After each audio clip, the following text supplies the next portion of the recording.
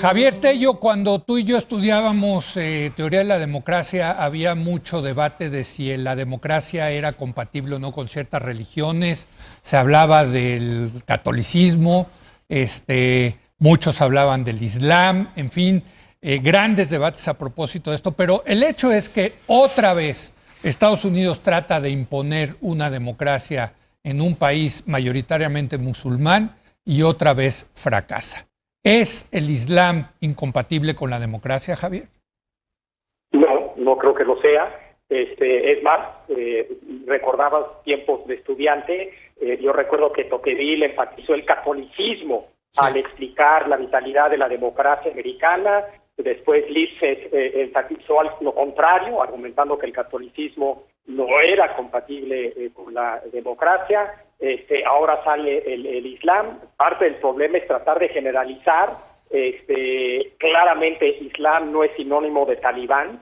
Estamos hablando de algo muy, muy particular, que son los talibanes, en un país muy, muy particular, que es Afganistán, con una historia muy, muy particular. Me cuesta trabajo generalizar a partir del caso de los talibanes, pero sin lugar a duda, lo que sí queda clarísimo es que la democracia liberal no es compatible con los talibanes.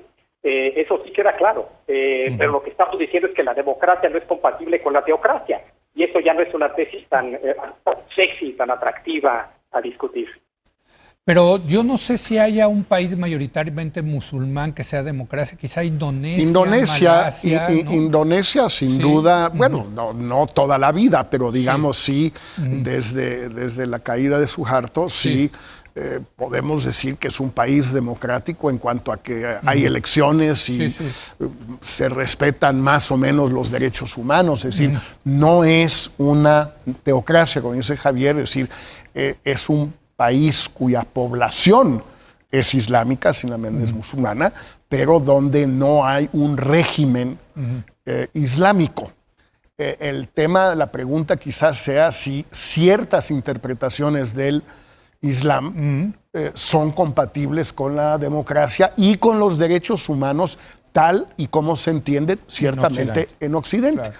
Y ahí pues hay que responder de dos maneras. Esas interpretaciones probablemente no sean compatibles y dos, esas interpretaciones parecen tener viento de cola dentro del Islam. Es decir, no estamos yendo hacia un Islam cada vez más moderado, cada vez más secular, si se quiere, cada vez menos involucrado en la vida cotidiana de las personas y en particular de las mujeres, sino en muchos países, incluso en países donde no era el caso, por ejemplo Marruecos, en los últimos 10 o 20 años y los últimos 5 en particular, que he ido cada año a una conferencia a Marruecos, cada año se ve el cambio. Turquía, que nunca ha sido un ejemplo de democracia, ciertamente, pero... No, pero hacia allá iba, ¿no? Bueno, entonces... Era un proceso de modernización. Esa es la pregunta, ¿hacia dónde va el Islam? No digo que todo el Islam vaya hacia los talibanes, pero sí parece haber más bien una tendencia en esa dirección. Héctor, ¿cómo ves tú este tema?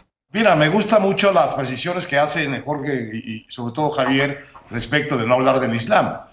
Preguntemos, ¿la ley islámica tal como la entiende para efectos de constitución del Estado Islámico, los talibanes, es compatible con la democracia? No, no es compatible.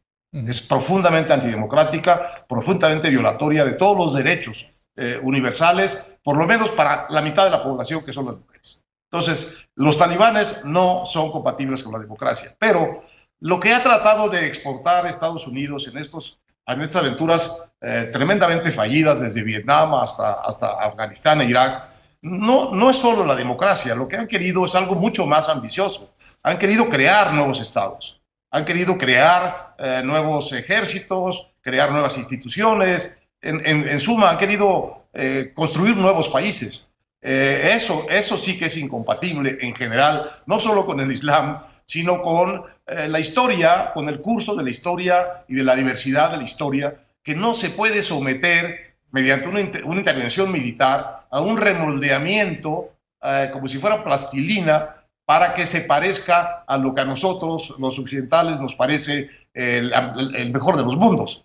Eso es lo que creo que ha terminado aquí en Afganistán otra vez en un gigantesco fracaso, y que Estados Unidos siga, espero que aquí haya terminado esta tentación de confiar en el poder militar como la cuña con la cual transformas las instituciones y la cultura y la identidad finalmente de los países que quieres intervenir, sino más bien como apuntaba Fukuyama en un artículo que escribió muy bueno sobre esto en el Economist de estos días. Estados Unidos debería confiar un poco más, digamos, en su poder suave que en su poder militar, en su poder de moldeamiento suave a través del mercado, a través de la cultura, a través de la influencia cultural, que en estas intervenciones militares sangrientas y al final de los casos, y al final de la línea repelentes, ¿no? Tanto para los países en donde se practica como para los observadores del resto del mundo.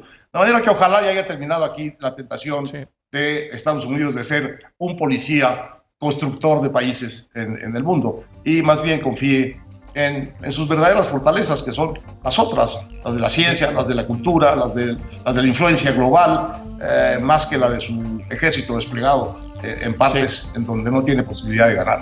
Bueno, se nos acabó el tiempo. Yo les iba a lanzar la provocación de por qué si en Japón sí se pudo, ¿no? Pero ya no tenemos tiempo, nos tenemos que ir. Gracias, Héctor, Javier, Jorge. Gracias a ustedes. Muy buenas noches.